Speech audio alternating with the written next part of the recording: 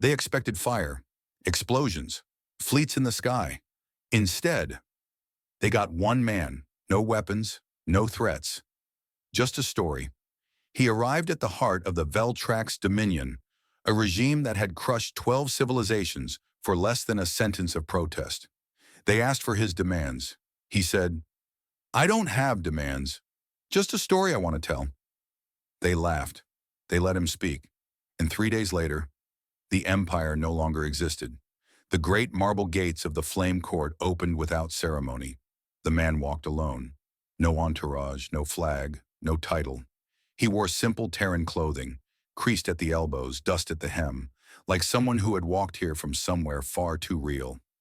At the center of the chamber, High Vizier Morthen, adorned in spires of crimson silk and embedded amber, tilted his golden headdress.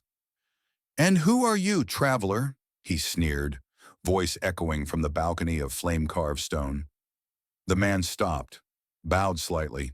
He carried nothing but a satchel, leather cracked, stitched along the sides with thread that shimmered strangely. "I have no title," he said, "but I come bearing a story, one you've forgotten." Gasps from the side courtiers. The flame court was not known for patience, especially not for myth. One noble chuckled behind a jeweled veil. "You bypassed 4 systems of security to request an audience," Morthune said. "And you offer a story?" The man nodded once. "A short one? About a child, and a question." There was a pause, ripe, pregnant with mockery. Then the vizier motioned lazily with 2 fingers. "Amuse us then, wanderer. Let the record show this interruption is permitted under imperial satire." Scribes carved the permission into obsidian tablets as the man stepped forward. Just 1 pace. He did not look up at the burning orbs above the throne. He did not flinch as the pyre guards adjusted their weapons. He simply reached into the satchel and pulled out paper, actual paper, ancient, folded, inked by hand. He held it gently, then began. "There once was a child born beneath a sky with no star," he said, voice even, unhurried, because the stars had gone silent. And in that silence, the child asked, "Why do they never speak to us?" The room was quiet, not from awe, but confusion. "It is a foolish child," a noble muttered. "The stars speak when spoken to," said another. But the man went on. "The child asked again and again, to parents, to elders, to priests, why do they not speak? And one day an old librarian gave the child a book. It had no title, no words inside, just empty pages."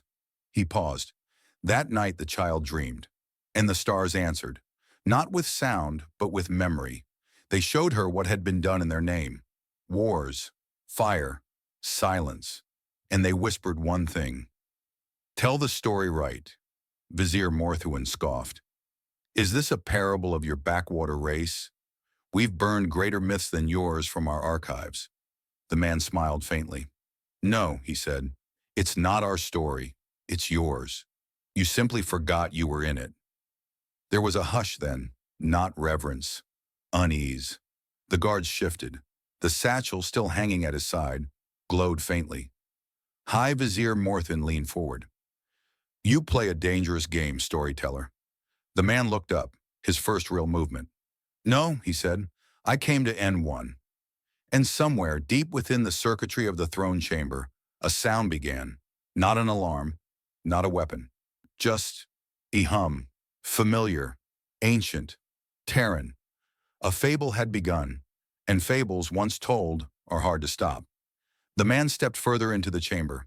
He didn't raise his voice, but something about his words began to hold weight, subtle gravity pulling the attention of the room inward.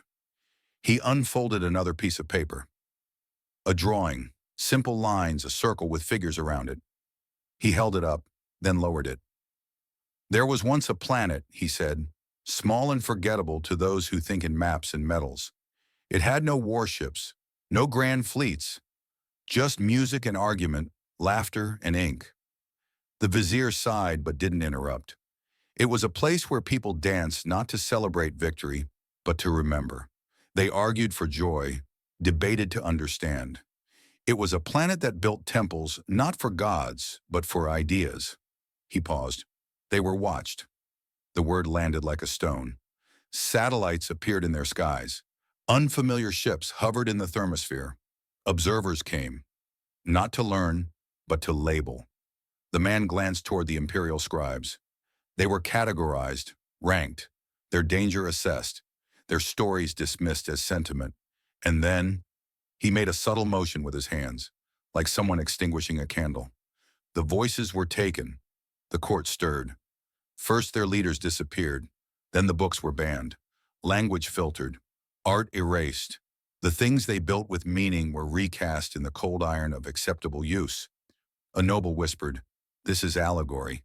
The man nodded. "All truth begins as metaphor." "And what did they do?" asked one younger dignitary, curiosity beginning to break past tradition. The man looked up. "They kept writing. On cave walls, on trees, on cloth, on each other's skin. They told their stories in secret, in symbols. They taught their children to memorize poems in rhythm, to hide truths in lullabies. They spoke in silence, in music, in memory. And when the stars dimmed, when the last library burned, they didn't scream. They whispered." He looked directly at Morthuin now, because even ashes can carry ink. The vizier sat back. A long silence followed. Then, "You speak of rebels. I speak of survivors. You tell parables of conquered dust. I tell warnings from soil that still breathes." A new sound entered the chamber. The distant hum from before had grown. A resonance under the words. Beneath the marble, in the circuits, the man stepped back. That planet was never named, not because it didn't matter, but because those who feared it most were the ones who wrote your maps. He bowed once more. And stories, like seeds, don't need names to grow. The chamber didn't move, but no one laughed this time. High Vizier Morthuin chuckled, the sound echoing through the grand chamber of the flame court like dry stone cracking. "So this is it? The great Terran performance art we've heard whispers of? A bedtime tale for tyrants?" The man stood quietly at the center of the audience platform, unarmed, dressed plainly, the worn satchel still hanging from his shoulder.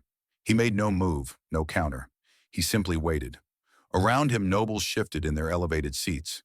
The court had heard countless supplicants before, petitioners, rebels, even broken prophets. They all came with desperation, or hatred, or fear. But this one, he'd come with a story. And now, the chamber was uneasy. The man raised his head, his voice calm and soft. "I only offered a tale," he said. "You chose to listen." Morthuin's smile thinned. "You wove metaphor with political insult. Do you think allegory grants you immunity?" "I think," the man said, "that sometimes the truth fits better in fiction, especially when it makes those in power uncomfortable." A flicker passed through the room, not spoken, not acknowledged, but felt. The man stepped forward slowly, each movement deliberate and respectful. In the story, when the conquerors arrived, they took the people's voices first. They feared what might be said, what might be remembered. He looked directly at Morthuin. "Because memory left unchecked becomes rebellion." "Spare us the Terran dramatics," the vizier spat. But one of the generals shifted in her seat. "Then came the conscription," the man said, eyes still calm. "They took the children first, told them they were serving something bigger, told them it was an honor to become ash." He turned his gaze toward a younger noble at the edge of the room. "Sector 4, he said. The noble flinched. "That's not public record," a voice hissed. No one could place the source. He continued. "And under the ice halls of Tyrak, the singers were made to dig until their voices froze, but they sang anyway, not for protest, not for hope, just to be heard one last time." Gasps broke out. "These are classified events," a captain said, rising from his chair. "These dates are sealed. These names are sealed." "Then how do I know them?" the man asked gently. "You're bluffing," Morthuin said. "Terran psyops. You hacked a diplomatic stream." The man reached into his satchel and slowly unrolled a piece of cloth, faded blue, ragged, but carefully preserved. Embroidered into the fabric were symbols, Earth alphabets, star maps, small painted names, and poems, dozens of them. "We wrote," he said. That was our crime, wasn't it? That even after defeat we kept writing? His voice lowered. You think you won. You think silence is proof of victory. But silence is only the waiting breath before a name is spoken again. More murmurs. Unease. A diplomat rose. These poems, they reference forbidden zones. Story, the man corrected. I said this was only a story. A younger courtier leaned to an elder. But I remember those lines. My grandfather, he told me about the ice halls. The elder glared. Quiet. The man raised his hands, palms open. Stories aren't always meant to convince, he said. Sometimes they're just meant to stay, to sit quietly in the back of the mind, until you ask yourself, what if it's true? A scholar on the outer ring stood. That line, she said, voice thin. You mentioned the children of Sector 4.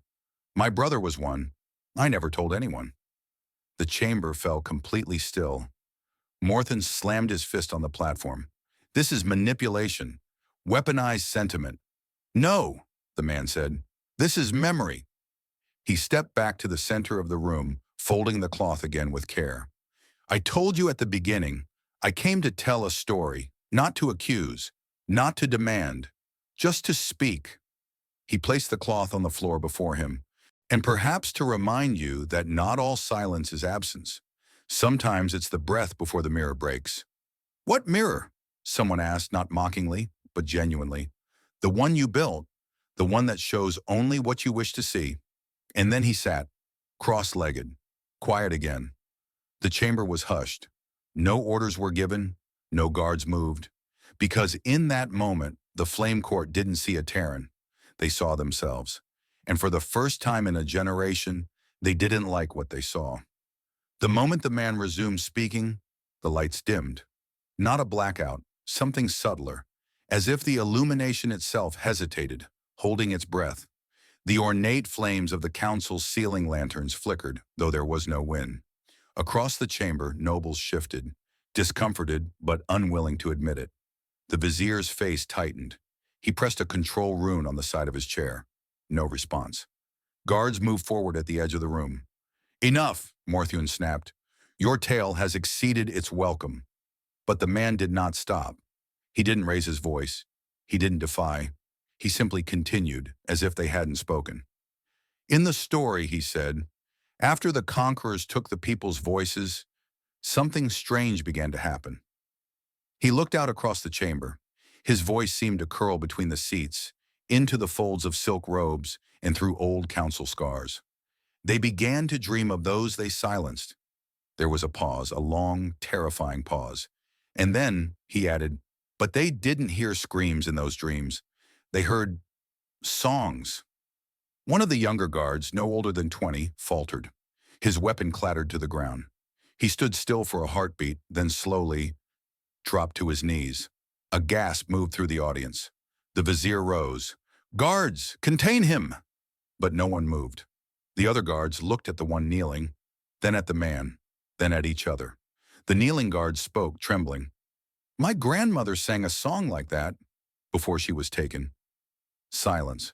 Pure, echoing silence. The man at the center of the court said nothing for a moment. He simply let the stillness unfold. Then, the conquerors in the story had a great palace, much like this one, with gold that gleamed and windows that turned truth into echo. He turned slightly toward one of the large mirrored panels flanking the chamber. Its surface shimmered faintly, but they could not stop what was growing in them, because the story had begun to remember them, too. The lights dimmed further. Unexplained cold crawled along the floor like fog. A dignitary whispered, "This isn't just a fable." Another replied, "Then what is it?" "A mirror," the man answered as if hearing them. "A story is a mirror that forgets how to lie." Someone at the back vomited. A noblewoman sobbed quietly into her sleeve. The vizier stepped forward now, fury masking fear. "You are manipulating this court with illusions and sentiment." The man met his eyes. "I haven't cast a single spell. I've only told you what you already know." Then almost gently, "You've forgotten how dangerous remembering can be." One of the oldest council members, Councillor Anarith, who had sat through 37 wars and written decrees that erased cities, spoke up, voice cracked and distant. I dreamt of a river last night.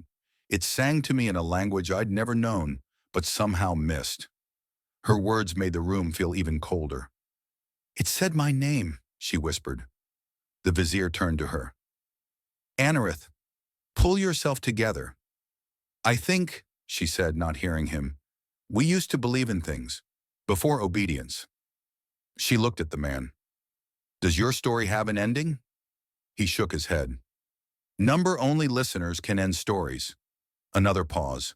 A captain removed her gauntlet and dropped it beside her seat. I want to hear the rest, she said. The vizier was losing the room. He knew it. They all knew it. This is sedition, he growled. This is a breach of thought containment law. But his voice cracked on the last syllable. Because the flames had stopped flickering. They had gone still, not extinguished, just unmoving, frozen in mid-burn. The man smiled faintly. I warned you, stories bleed. And then he sat again, folding his hands in his lap like a monk in a temple. One by one, the nobles sat back, eyes uncertain. A few stood and left without a word, retreating from a presence they didn't understand. A page boy began crying, though he could not say why. The guard who had knelt remained kneeling, now silent, staring straight ahead. The room, once built for dominion and spectacle, now felt small, and somewhere between the walls, in the echo of his words, the old story breathed. It had entered them, and it would not be forgotten. The chamber was no longer still. It was quaking, not from tremors nor weapons, but from the slow, seismic fracture of certainty. The man had not moved in minutes. His hands remained at his sides. His voice had long since faded, but his story lingered like smoke. A slow murmuring filled the grand hall of the flame court. Nobles leaned toward each other, whispering behind gloved hands, their expressions no longer arrogant but lost. A few had risen quietly, making their way out, heads down, unsure whether they sought escape or somewhere to weep in private. High Vizier Morthuin barked for silence again, but no one heard him. The story was still ringing.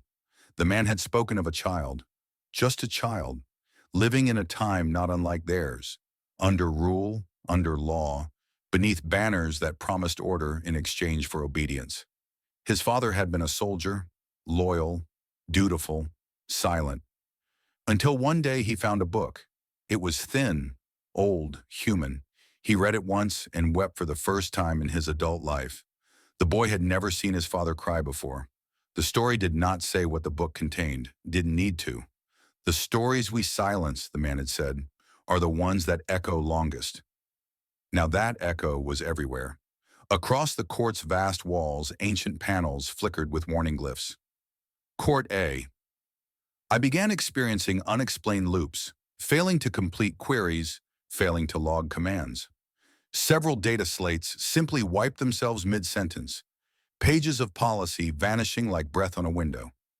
The flame code keeper, a woman who hadn't left her post in 37 years, stood slowly. Her eyes were wide, blinking as if waking from a dream. I remember that book, she whispered. It had a green cover, a drawing of a bird on the front. No one had mentioned a bird. She sank back into her chair.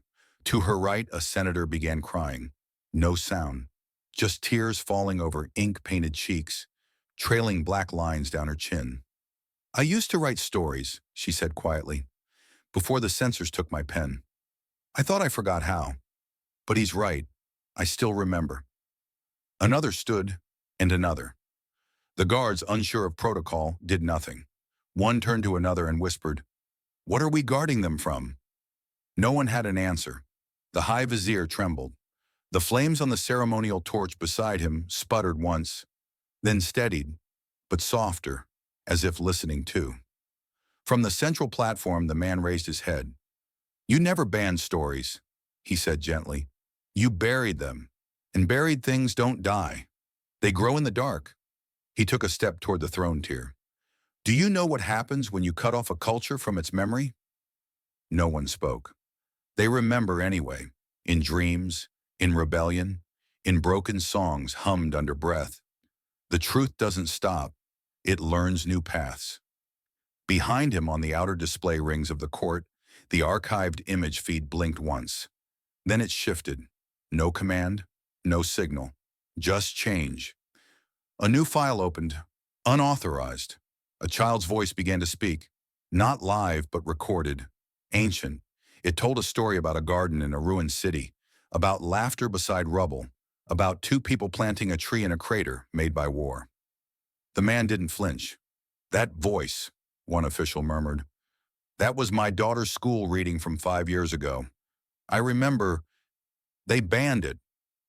The man looked at him. Then why do you remember every word? The official said nothing. The story continued playing. On the outer rims of the chamber, the ornamental glyph lines, pulsing threads of light coded to reflect only Imperial-approved knowledge, began to flicker and rewrite themselves. Slowly they formed words, real words, old ones, poetry, witness testimonies, eulogies. One noble collapsed into his chair, mouth trembling. Why didn't we see it sooner? Another answered, voice hollow. Because seeing means becoming part of it. A quiet chime rang from the upper communication channel. Someone had tried to access the court logs. The system declined and deleted the request. No trace. Across multiple sectors, Flame Council terminals began refusing login credentials. Access denied. Override codes invalid. It wasn't sabotage. It was choice. The systems were remembering. One of the youngest scholars, barely of age to serve, stepped down from the balcony and approached the center platform. He carried no scrolls, no permission. He carried a book, worn, handbound. He opened it and read the first line. Once there was a planet made of voices, and it loved them so much, it refused to forget a single one. A few in the crowd began to sob. Some turned away. The vizier turned pale. You came here to break us, he said. His voice was brittle now, like old glass. The man from Earth shook his head. I didn't come to break anything. I came to remember out loud. He placed a small object at the center of the hall. A stone, marked with Earth's oldest symbol for story. An open eye. It pulsed once, then went still. No detonation, no data burst, just presence. The court fell silent, not out of command, but because every story ever silenced was now sitting in the room, and none of them were done speaking. He closed the satchel. No flourish, no final dramatic gesture, just a breath. A moment of stillness that pressed down on the court like gravity. Then he spoke. The conquerors didn't fall by force, they fell by memory, because once a people remember what they are, they no longer obey. The words landed like footsteps in snow, soft but irreversible. No one interrupted, no one dared. The flame court, once a bastion of fire and order, now sat in stunned silence. High Vizier Morthwin looked like a man watching his palace sink beneath the sea. Distant eyes, lips moving, but no words left to command, because command had already collapsed. Across the empire, screens flickered. Every channel, every broadcast tower, every classified relay. Static at first, then text, simple, unadorned. We remember who we were. We were not meant to kneel. Murals bloomed on walls no one had touched, unauthorized, unpainted, just there. Messages etched in light and shadow. On military outposts, doors refused to lock. AI assistants began reading poetry during security briefings, and some soldiers, just a few, then hundreds, removed their helmets. Quietly, then their badges, then their weapons. They stepped aside. In Sector 3, a drone fleet turned around mid-flight. No orders, just a silence in the programming that said, enough. At a mining colony in the outer rings, children found books hidden in hollowed beams. Books that shouldn't exist, not by Empire record. And yet, there they were. Old stories, names written in margins, songs tucked between pages. In the court, the man stepped down from the speaker's platform. No guards moved. One, in fact, had already joined the scholars in the gallery. He was writing something in a notebook, his own notebook, a crime punishable by data obliteration under current law. And yet, the law was no longer obeyed, because it was no longer believed. The ending, the the man said quietly as he walked, was never going to be fire. He passed an old administrator who asked, half choked, "Then what was it?" He didn't stop walking. He only replied, "The end was when you forgot we could remember. The rest was just delay." Outside the Capitol, broadcast failed, not from sabotage, from surrender. Fleet communications fell to dead air, and then to music. Old Terran instruments played across the void, not to attack, not to celebrate, to remember. A violin whispered across 6 planetary systems. No words, just resonance. People paused, listened. Some cried. One high-ranking general stared at the wall of his office, where a painting had appeared overnight. Words only. Obedience is not peace. Peace is the breath between knowing and choosing. He resigned. Didn't say why. Didn't need to. In the flame court, half the audience stood, not in protest, not in fury, in reverence. The kind you give not to a man, but to a truth you thought dead. The man reached the doors. Guards opened them without being told. Outside, the sky was dark, but lit, softly, by phrases scrolling across the clouds. Some swore it wasn't tech. Just belief, made visible. The man stopped once, turned back, and said one last thing. "We never needed you to fall. We only needed to be heard." Then he walked into the dark, not escorted, not hunted, just gone. And everywhere across the empire, people found themselves awake, not violently, but fully. And nothing they once obeyed felt like law anymore. The man was gone, not escaped, not escorted, simply vanished. No one saw him rise, no door opened, no alarm rang. One moment he was there, seated calmly at the center of the flame court, and the next, an empty chair still warm. The guards stormed in seconds later, weapons drawn, but found only silence. No traces, no footprints, no lingering calm signature. The cameras didn't even glitch. There was simply no footage of him leaving. He hadn't broken any rule of physics. He had just ceased to be where they expected him to remain. But he left something behind. At the foot of his chair sat a canvas satchel, plain, weathered, human-made, unremarkable except for the weight it carried. A scribe approached it first, cautiously, as if expecting a trap. The flame vizier barked at him to wait, but curiosity overruled fear. The scribe knelt and unfastened the buckles. The flap peeled back with a soft sigh of worn fabric. Inside were pages, thousands of them, loose sheets, folded letters, scrolls tied with string, pieces of cloth with ink still fresh, parchment, plastic, stone slabs etched with crude symbols, all shapes, all languages, all imperfect. Every piece was handwritten, not typed, not printed, not artificially scribed, written, some in elegant loops, some in childish scrawls, some smeared by tears or age, each one unique.